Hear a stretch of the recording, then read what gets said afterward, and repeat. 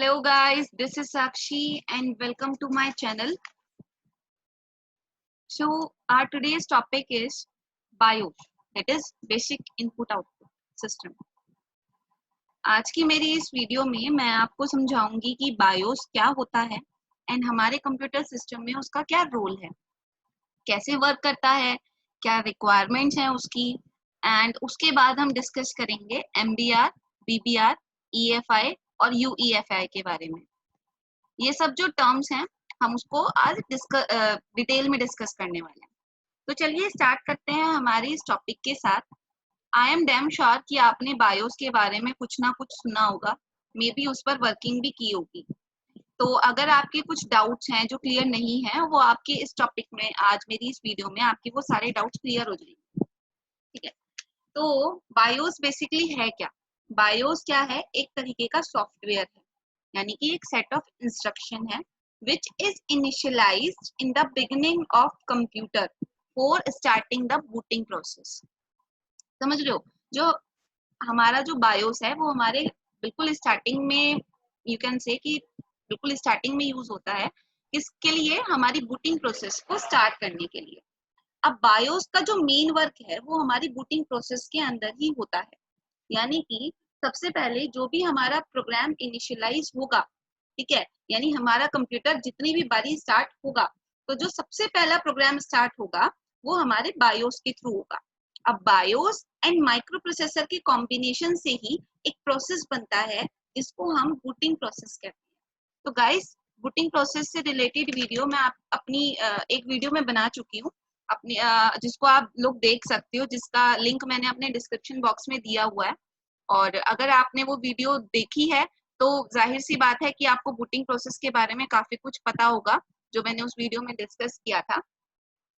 तो booting process में जो सबसे पहली चीज हमने पढ़ी थी वो थी हमारी पोस्ट प्रोसेस। अब पोस्ट में मैंने आपको बताया था कि पोस्ट के हमारे अंदर हमारे 3 इंटरनल डिवाइसेस होते हैं मेमोरी के अंदर, और उसके साथ में जो हमारे पेरिफेरल डिवाइसेस होते हैं, अगर वो जो पोस्ट प्रोसेस होती है वो चेक करती है कि हमारी ये जो सब कंपोनेंट्स हैं या फिर ये जो जितने भी पेरिफेरल्स हैं ये हमारे प्रॉपर वर्किंग प्रोसेस में है या नहीं है।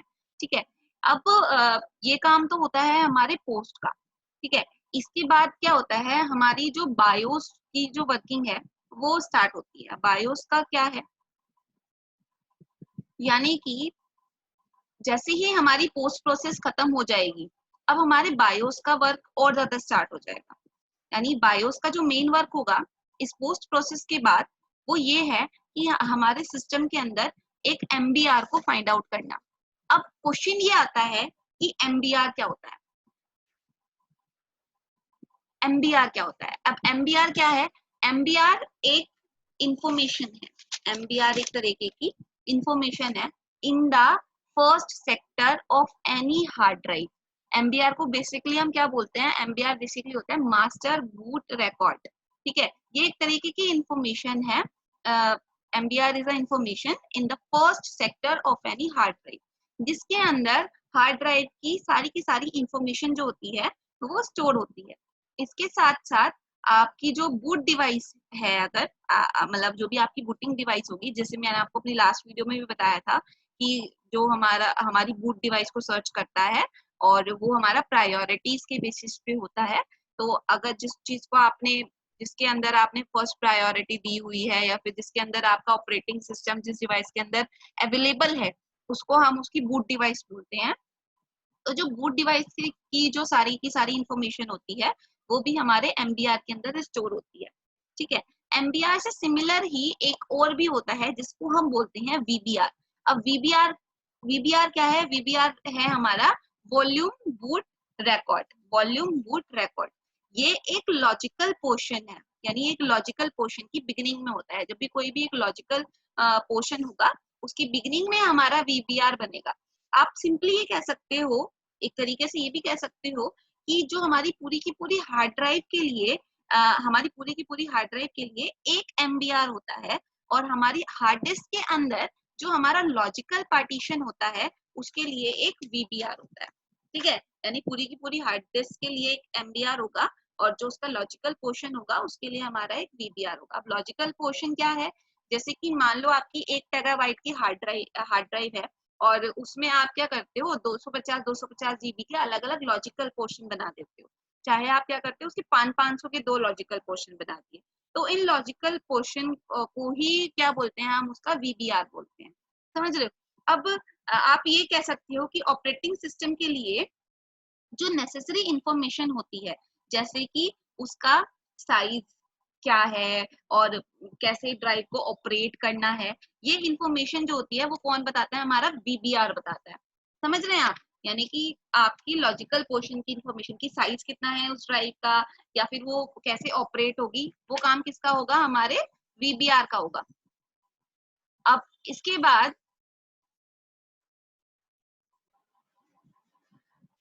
अगर आपने ऑपरेटिंग सिस्टम मैन्युअली इंस्टॉल किया है तो आपने देखा होगा कि जब हम ऑपरेटिंग सिस्टम इंस्टॉल करते हैं तो ड्राइव के अंदर ना एक पार्टीशन क्रिएट हो जाता है। इसी पार्टीशन को हम एमडीआर कहते हैं। जैसे अगर मैं बात करूं विंडोज 7 की, तो विंडोज 7 में हमारा 100 MB का जो पार्टीशन होता है वो हमारा एमडीआर का होता है। और अगर मैं बात करती हूँ विंडो 8 और 8.1 और विंडो 10 की, तो उसमें जो हमारा 350 MB का जो पार्टीशन होता है वो हमारा एमडीआर का ही होता है। इस पार्टीशन को ना हम सिस्टम रिजर्व पार्टीशन भी बोल सकते हैं। System reserve in the sense कि ये जो पार्टीशन है इसको यूजर अपने यूज में नहीं, हम यूजर यूज नहीं कर सकता उस वाले पार्ट को, वो सिर्फ और सिर्फ सिस्टम के लिए अवेलेबल है। ठीक है। अब आपने पढ़ा सबसे पहले कि पोस्ट प्रोसेस के बारे में पढ़ा कि पोस्ट प्रोसेस क्या होती है। उसके बाद जो हमारी सेकंड वर्किंग थी वो ये थी कि to find out the MDR, MDR को फाइंड आउट करना। और जैसे ही उसको एमडीआर मिल जाता है, वो एमडीआर के अंदर जो उसकी बूट डिवाइस है जिसके अंदर ऑपरेटिंग सिस्टम अवेलेबल है उसको वो रैम के अंदर लोड करवा देगा। ठीक है। अब यहाँ पर क्या होता है, यहाँ पे हमारी बायोस की वर्किंग जो है वो खत्म हो जाती है। ठीक है। और इससे क्या होगा, आपकी डेस्कटॉप स्क्रीन की जो होगी वो आपको अवेलेबल हो जाएगी अपने कंप्यूटर सिस्टम में। यानी आपको इसके थ्रू, इस पूरे बायोस वर्किंग के थ्रू आपको आपकी डेस्कटॉप स्क्रीन अवेलेबल हो जाती है। अब क्या होता है, अब काम शुरू होता है आपके एप्लीकेशन सॉफ्टवेयर का। एप्लीकेशन सॉफ्टवेयर का कैसे, मान लीजिए कि एक यूजर है और उसको ना एमएस वर्ड पे काम करना है, तो वो काम है वो ऑपरेटिंग सिस्टम का तो होगा ही नहीं। तो उसके लिए क्या होगा, उसको एप्लीकेशन सिस्टम सॉफ्टवेयर को यूज करना होगा। ठीक है। तो ये काम जो होगा ये एप्लीकेशन सॉफ्टवेयर के थ्रू होगा, ना कि ऑपरेटिंग सिस्टम से या फिर हार्ड ड्राइव से या फिर किसी बायोस की प्रोसेस से। ठीक है। ये काम होता है आपके उसका क्या कहते हैं, एप्लीकेशन सॉफ्टवेयर का। अगर ऑपरेटिंग सिस्टम चाहिए तो बूटिंग प्रोसेस पर वर्क करना होगा, और अगर बूटिंग प्रोसेस करना है तो बायोस की हेल्प चाहिए होगी आपको। ठीक है। या फिर आप ये भी कर सकते हो कि यूजर को एप्लीकेशन सॉफ्टवेयर अवेलेबल कराने के लिए ही हमारी जो ये प्रोसेस की जाती है, ये बायोस की प्रोसेस की जाती है। ठीक है। अब अगर कंप्यूटर की जो, या फिर आप बायोस के लिए अगर आप ये सोच रहे हो कि बायोस का फिर वर्क क्या है बेसिकली, तो हमारे कंप्यूटर के अंदर ना जो हमारी हाई लेवल की सेटिंग्स होती हैं, यानी कि जो कंप्यूटर की मेन सेटिंग्स होती हैं, उसमें हमारी बायोस का बहुत बड़ा रोल होता है। जैसे कि बूट डिवाइस की प्रायोरिटीज, सॉफ्टवेयर यानी कि जो आपका प्रोसेसर है उसकी सेटिंग्स कंट्रोल करना, और उसके साथ साथ जो डिवाइस की जो प्रायोरिटीज होती हैं उस वो डिसाइड करना, और उसके साथ और भी बहुत सारी इंफॉर्मेशन जैसे कि प्रोसेसर की इंफॉर्मेशन, मेमोरी प्रोफाइल, मेमोरी की फ्रीक्वेंसी, बहुत सारी सेटिंग्स होती हैं। अभी मैं ये सब आपको दिखा नहीं सकती हूँ करके, बस इसके बारे में मैं आपको पढ़ाऊंगी और तब मैं आपको बताऊंगी इन सब में, जो इन सब के लिए एक सेपरेट वीडियो बनाकर, तो उसमें ये चीजें आपको अच्छे से क्लियर हो जाएंगी। तो ये सब काम जो होता है ये होता है हमारे बायोस का। अब बायोस की बात हो गई। अब जो बात हमें, जो हमारा नेक्स्ट टॉपिक है वो स्टार्ट होता है हमारे एमडीआर और वीबीआर, सॉरी एमडीआर और वीबीआर हमने पढ़ लिया, बायोस हमने पढ़ लिया, एमडीआर और वीबीआर हमने पढ़ लिया। अब जो नेक्स्ट वर्किंग है हमारी वो होती है हमारे ईएफआई एंड यूईएफआई के बारे में। अब ईएफआई एंड यूईएफआई क्या होता है, बायोस के अगर बात करती हूँ मैं बायोस की, तो बायोस की जो एडवांस वर्जन होता है ना उसको हम यूईएफआई बोलते हैं। पहले हम बायोस यूज करते थे, और फिर जो उसका न्यू वर्जन जो डेवलप किया गया उसको हम ईएफआई कहने लगे। और उसके बाद EFI का जो न्यू वर्जन आया उसको हम UEFI कहते हैं।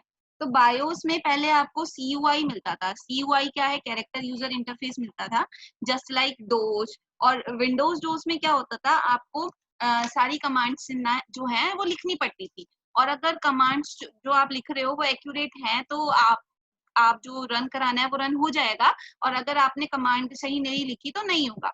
तो ये सब जो है वो कैरेक्टर यूजर इंटरफेस है ना। यानी कि ये बिल्कुल इतना यूजर फ्रेंडली नहीं है। तो इसको यूजर फ्रेंडली बनाने के लिए जो CUI है उसको हमने GUI में कन्वर्ट कर दिया। GUI क्या होता है? इसको हम ग्राफिकल यूजर इंटरफेस कहते हैं। इसमें आपको एज अ CUI से जो मतलब जो आपका CUI है, इसमें जो है आपके टेक्स्ट की इंफॉर्मेशन होती है, यानी सब कुछ जो होता है वो आपका टेक्सचुअल फॉर्म में होता है। लेकिन जो GUI होता है इसमें आप इमेजेस, फोटोग्राफ्स यानी कि ग्राफिकल वे में दिखा सकते हो सब चीजों को। या फिर आप ये भी कह सकते हो कि CUI के अंदर आपका सिर्फ और सिर्फ एक कीबोर्ड अवेलेबल होता है, यानी सारी वर्किंग जो होगी वो कीबोर्ड के थ्रू होगी। लेकिन GUI में क्या हुआ, आपको माउस का सपोर्ट मिलना स्टार्ट हो गया, है ना। तो ये चीजें, ये दोनों में डिफरेंस है आपका CUI और GUI में, कि जो पहले जो कंप्यूटर्स यूज होते थे उनमें हमारा कैरेक्टर यूजर इंटरफेस यूज होता था, यानी जिसमें हमारी बायोस यूज होती थी। फिर उसको जब हमने अपडेट किया तो हमारा जो CUI है वो हमारा GUI में कन्वर्ट हो गया, और उसके बाद बायोस को हमने EFI और UEFI में कन्वर्ट कर दिया, ठीक है, यूजर फ्रेंडली बनाने के लिए।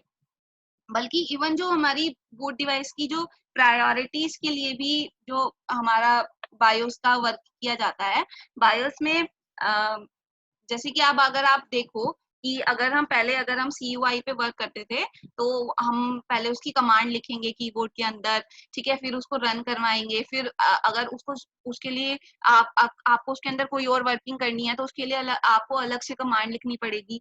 लेकिन अगर अगर हम बात करें GUI की, तो विद इन सिंगल क्लिक्स, जैसे कि आपकी जो प्रायोरिटीज आप डिफाइन करते हो जो सिस्टम में पहले से भी अवेलेबल होती हैं, लेकिन आप उसको खुद भी सेट कर सकते हो, तो वो आप सिंगल क्लिक से कर सकते हो, है ना। तो ये चीज किसके थ्रू अवेलेबल हुई? हमारी ग्राफिकल यूजर इंटरफेस के थ्रू।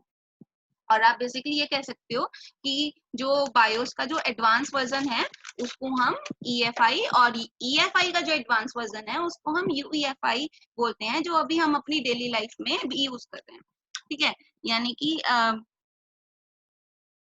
अब बायोस जो है और जो आपका UEFI है, इनको कहीं ना कहीं स्टोर भी किया जाता होगा, क्योंकि अभी मैंने आपको बताया था कि ये क्या है, हमारा एक सॉफ्टवेयर है।